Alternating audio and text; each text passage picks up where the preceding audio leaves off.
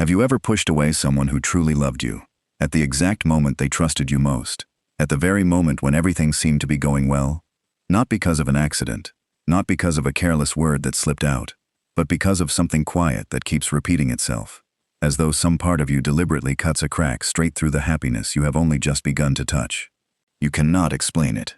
You only know that every time love comes close, some part of you finds a way to destroy it, leaving you to wonder why you keep ending up alone among people who once loved you deeply. I need to tell you a truth you may never have dared to face directly. This is not bad luck in love, and it is not because you simply have not met the right person yet. There is a script that was written a very long time ago, during the earliest years of your life, when you were still too young to understand what was happening around you. And that script is still quietly directing the romantic choices you make today, pulling you back toward familiar pain, pushing away the people who treat you with kindness, and keeping you close to those who hurt you, simply because that feeling is more familiar to you than the feeling of being genuinely loved. Experts in depth psychology describe this as one of the core laws of every unhealed wound. As long as you refuse to face the unconscious part of yourself that is controlling you, it will continue to guide your life, and you will mistakenly call it fate, bad luck, or cruel destiny. And if you have ever loved someone who only knew how to drain you, and someone who constantly demanded from you but never truly gave anything back, someone who made you shrink so they could feel bigger, then this video will show you why you allowed that pattern to happen.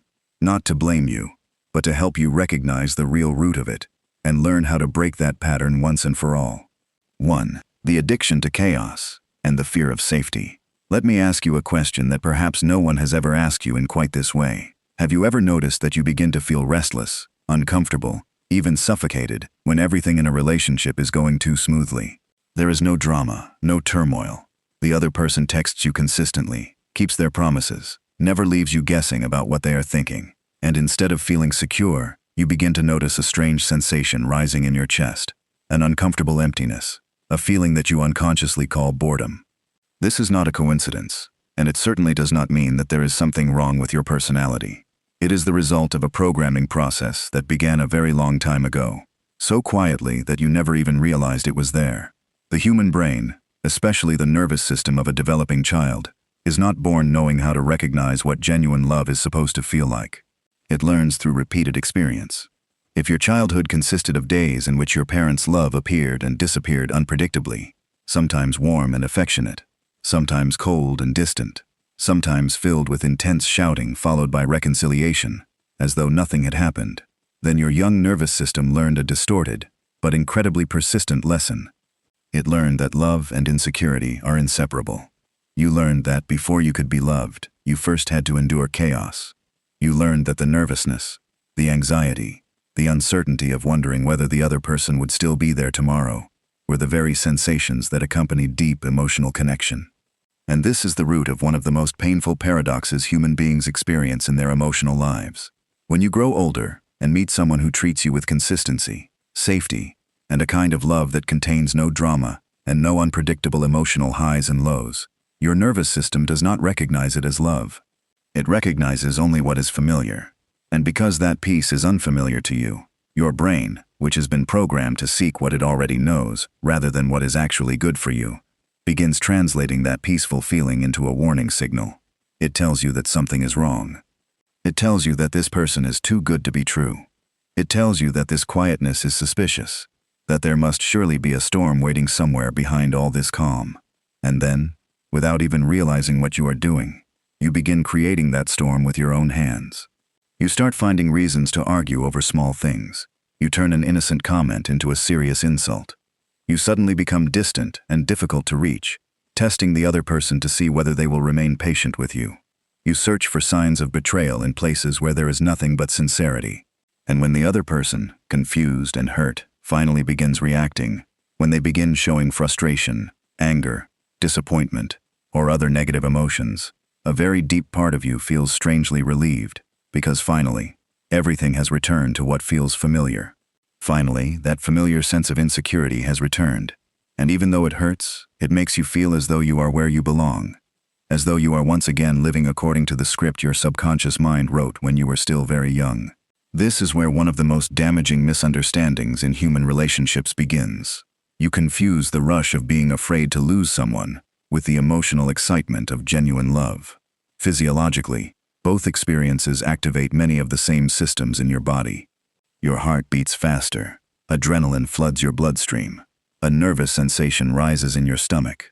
But one feeling comes from sincere love and deep connection, while the other comes from the fear of abandonment and uncertainty. Your body, surrounded by a storm of nervous system signals, may struggle to distinguish between the two. It simply knows that something intense is happening, and because it learned long ago that emotional intensity means love, it begins labeling anxiety as passion, as chemistry, as destiny. And this is exactly why so many of us repeatedly find ourselves attracted to turbulent relationships, to people who treat us inconsistently, warm one moment and cold the next, while feeling bored around people who love us in a stable and dependable way. We have confused emotional addiction with genuine love. Imagine this. There is a person who spent their entire childhood living in a house located in a region constantly battered by storms. Every night, the screaming wind outside the windows became the familiar sound that lulled them to sleep. Then one day, that person is taken to live inside a glass house that is warm, quiet, and so well protected that not even a single gust of wind can penetrate its thick walls. This should have been the perfect shelter, a gift that anyone would have wished for. But instead, this person becomes so uneasy that they cannot sleep. The overwhelming silence makes them feel as though they are trapped. And then, in a moment that cannot be explained through logic, they pick up a hammer and begin striking the glass walls again and again, until cracks begin to appear, until the sound of shattering glass fills the room. And only then, only when the glass house begins collapsing and the wind starts rushing inside, does that person finally feel able to breathe again. That is exactly what is happening inside the minds of many people when they sabotage a healthy relationship with their own hands.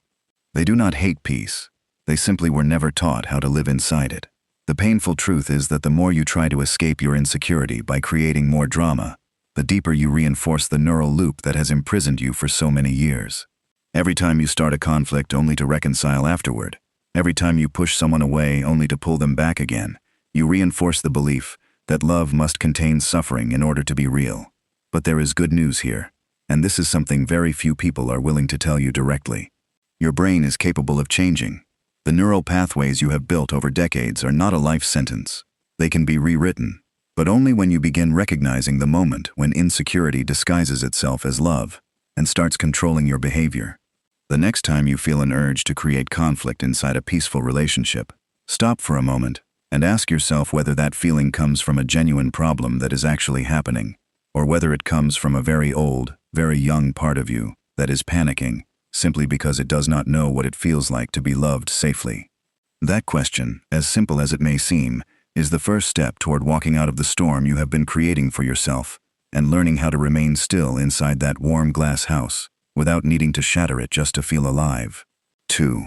The mask and the monster. In the dark basement, there is a truth that almost all of us live with without ever realizing it, and that is this. The person you show to others every day is not the whole of who you really are. From a very young age, you learned that some parts of you were welcomed, while other parts made people turn away. Perhaps when you cried, you were told that boys were not supposed to be weak. Perhaps when you became angry, you were scolded for being bad and taught that this emotion was something wrong, something that had to be suppressed.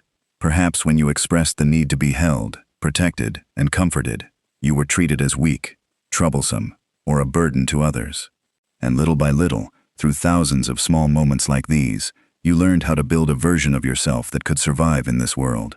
A version that was always strong, always understanding, always able to please others, never asking for too much, never allowing the cracks inside to become visible. This is the mask that experts in depth psychology describe as the social persona, a carefully edited and polished version of yourself designed to make sure that you will be accepted, loved, or at the very least, not abandoned. But here is what no one told you when you were young. Every time you rejected a part of your emotional life in order to wear that mask, the rejected emotion did not disappear.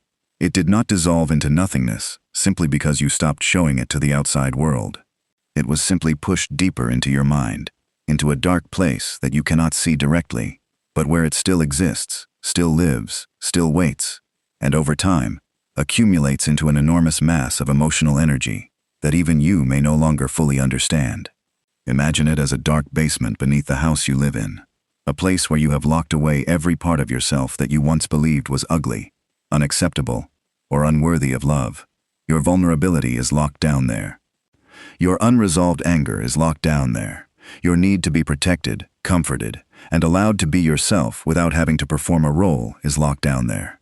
And you, living upstairs, go through life as though that basement does not exist.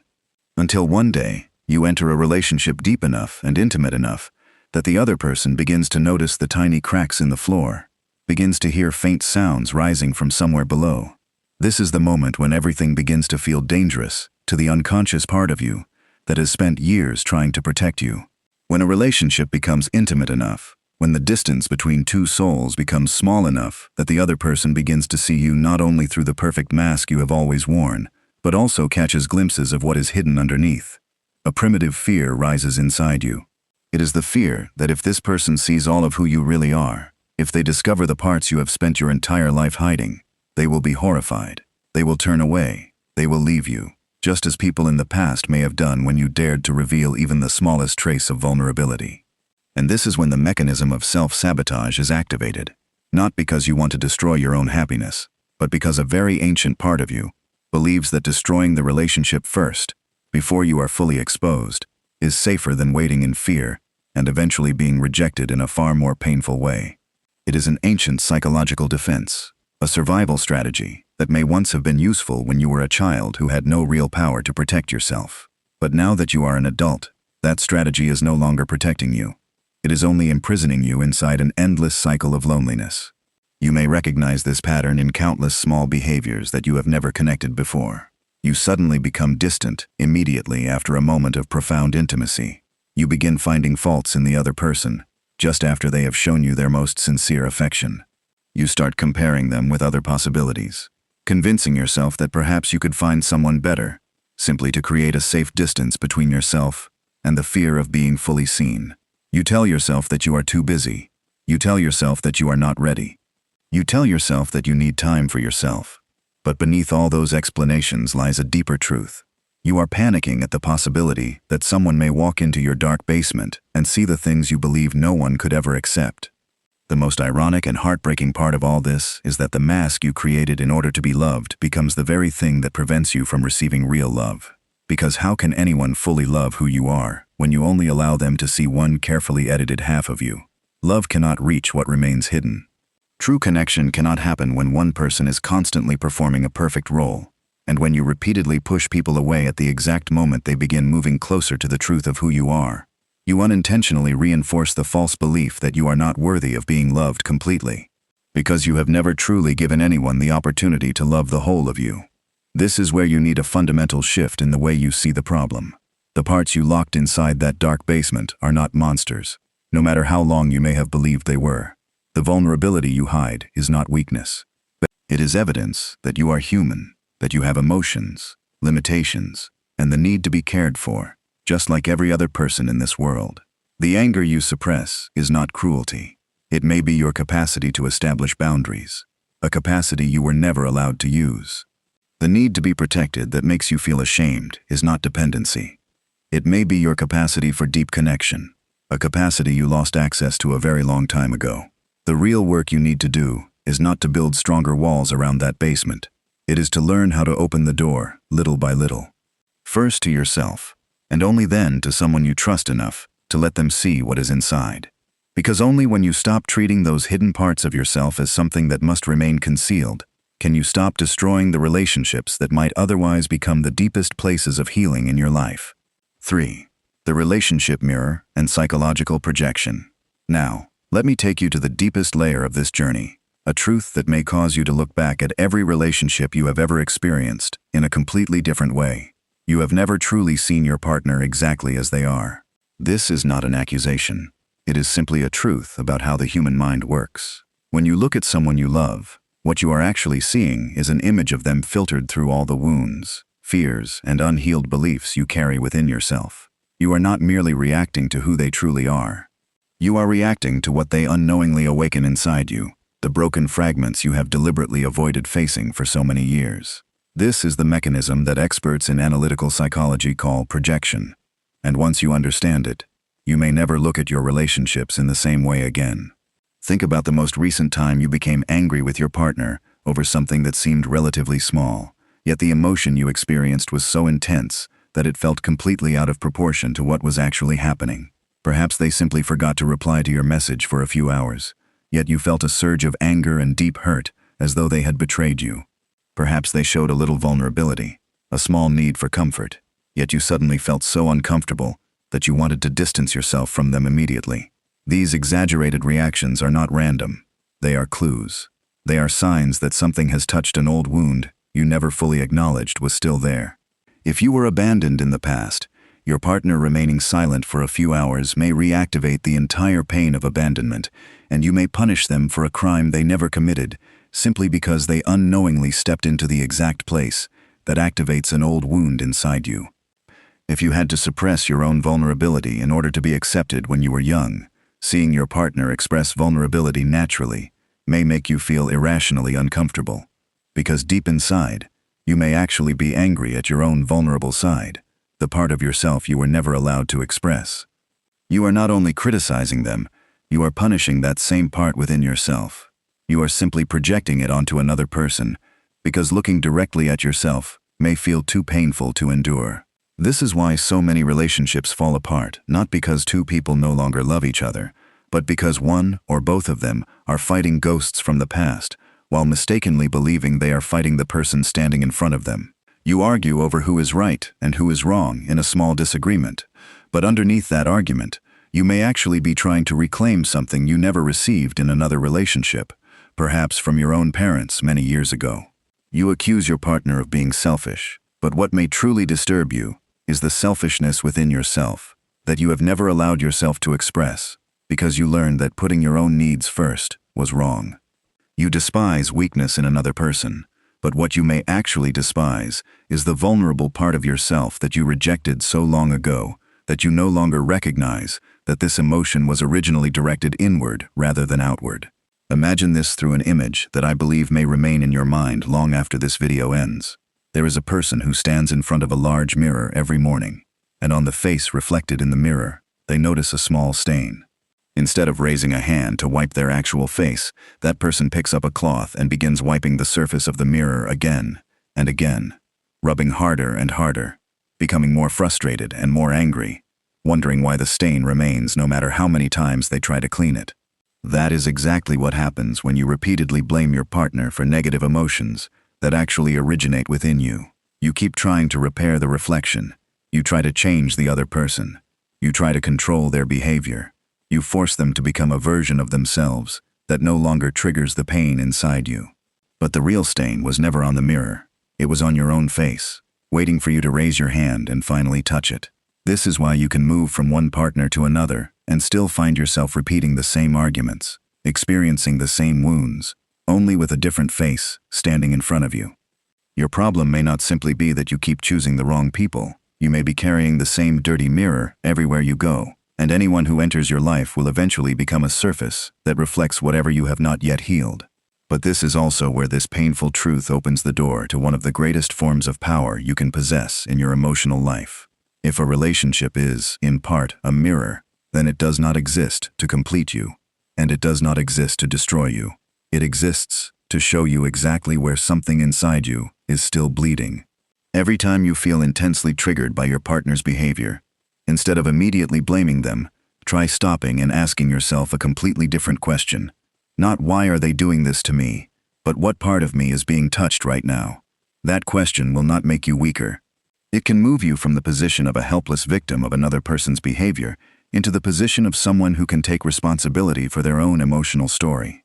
Because once you stop endlessly wiping the mirror and begin touching your own real face, you will no longer need to destroy one relationship after another in order to escape wounds that have never healed. You will begin entering love not as someone searching for another person to fill an emptiness inside, but as someone whole enough, grounded enough, and complete enough to choose to love another person, not because you desperately need them, but because you genuinely want to walk beside them on a shared journey of growth, where both people can be seen fully, not through the lens of pain, but through the light of genuine understanding. You have walked with me through a long journey, from recognizing that you were destroying the best things in your life with your own hands, simply because peace felt too unfamiliar to you, to seeing the mask you had worn for so many years to hide a dark basement that you believed no one was ever allowed to enter, and finally, to realizing that the person you love was never truly the cause of the anger and pain inside you. They were only the mirror reflecting the wounds you had never dared to face directly. Now that you can see the entire picture, you are standing at a crossroads that not everyone has the courage to cross. You can continue blaming the people who walked away from you, continue believing that you simply have not met the right person yet, and continue repeating the exact same cycle with a different face in the future. Or you can choose a more difficult path, but also the only path that truly leads to freedom. You can turn inward and begin a conversation with the very parts of yourself that you have rejected for so many years. True love is not about finding a perfect person to fill the emptiness inside you. It is about becoming brave enough to lower the mask, to allow someone to see even the roughest and most broken pieces you once kept hidden, and to trust that you are still worthy of love, even when you are not perfect. Because the truth is, only when you end the silent war within yourself can you truly stop creating wars with the people who love you. Every time you feel yourself about to repeat a familiar behavior, about to create conflict through silence, about to push someone away simply because they are getting too close, try stopping for a moment and changing the question you are asking yourself. Stop asking why they are treating you this way. Instead, ask yourself, what wound inside me is this behavior of mine reflecting that still has not healed?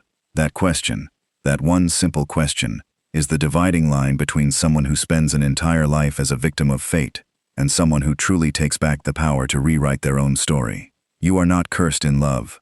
You are simply carrying a mirror that has not yet been cleaned, and the good news is that you are completely capable of learning how to clean it, one day at a time, one moment of awareness at a time, until what you see reflected back at you is no longer the pain of the past, but a person who has become whole enough to love and be loved without needing to destroy anything.